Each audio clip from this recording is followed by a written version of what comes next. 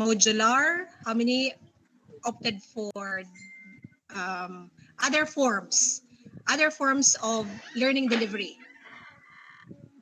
Okay, I'm showing you po in closer form the slide on the learning delivery modality decision tree, and you see there beside it is the instructions that says click the gray box beside the answer and type in the number of learners.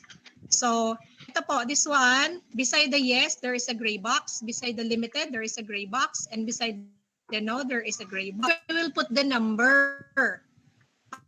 How many are into yes?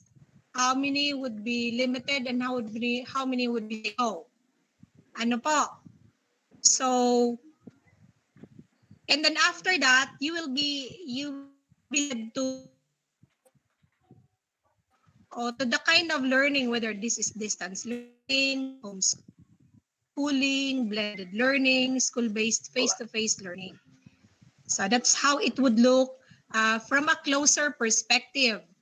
And then this one is the distance learning, the cell that B. You will answer also this one. If it is a blended learning course, malinaw na because we just copied it from the original file dito sa slide. So medyo blurred at the bottom part. Hopefully in the original form, that would be clearer. Ano po? So the answer is normally yes, limited, no. And then after no, the yes or the limited, you just follow the arrow. And the colors will tell you where to go. And the homeschool, at the bottom po, the legend will tell you kung, again, kita nakaka-master what is ODL, MDL, MDLD, and things like that. Ano po? We have to master those. So, submission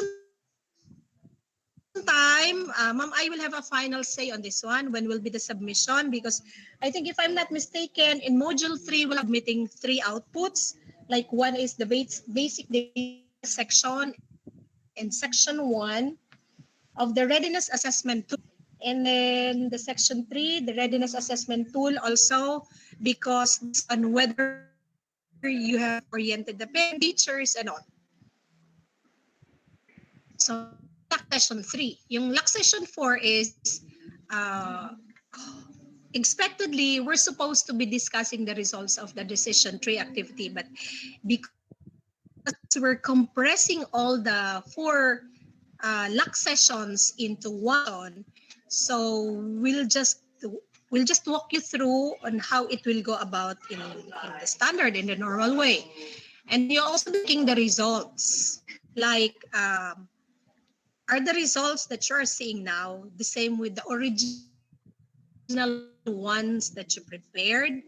And then the third one is you have to revise your list of chosen modalities if necessary.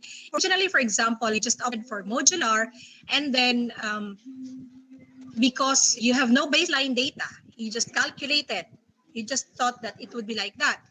But say, for instance, there are 15 students who opt for online or other modes of learning like online, but there is no laptop, it's just a cell phone. How will that be? So there has to be some revisions. Ano po? Now we're into Module 3, Lesson 2. Okay, we have 5 goals. One is to explain how to use your readiness assessment tool, assess your readiness, you as the leader of the school, and you have to think of an action plan, including the timeline, because we have to beat October 2020, the first week of October, which is the opening of class. And then we have to assess the risks that we might be encountering or that might trap us from fully implementing that modality. And then we learn how to track readiness progress. Someone has to be point person in your school to track the readiness progress. This is important because, again, we're shifting from the old school to the new normal, and therefore, a lot of things have to be prepared underway. Okay, what are the resources needed? Part, the data on available resources in the division and in our schools that is required for the chosen modality.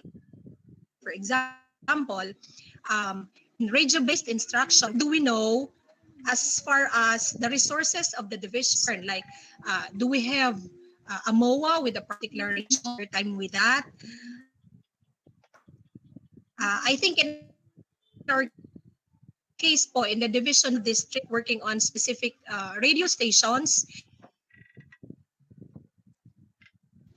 training already and maybe the script writing and then going to the stations to do the school on air. Yun naman pong TV based, at the moment we're not yet into that. So medyo laylo pa tayo doon. And then for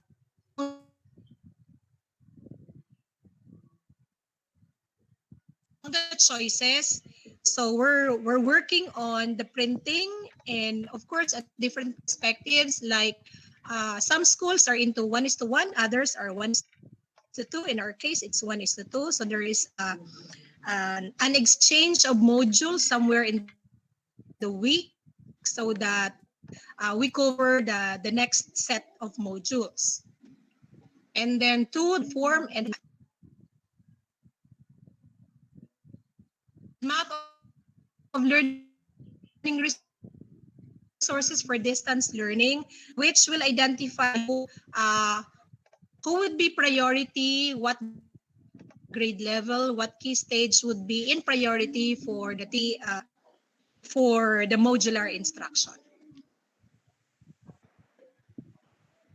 I'm not sure if Beth is ready with her video tutorial on the readiness assessment tool, which will tell you how to input data for our assessment as a school.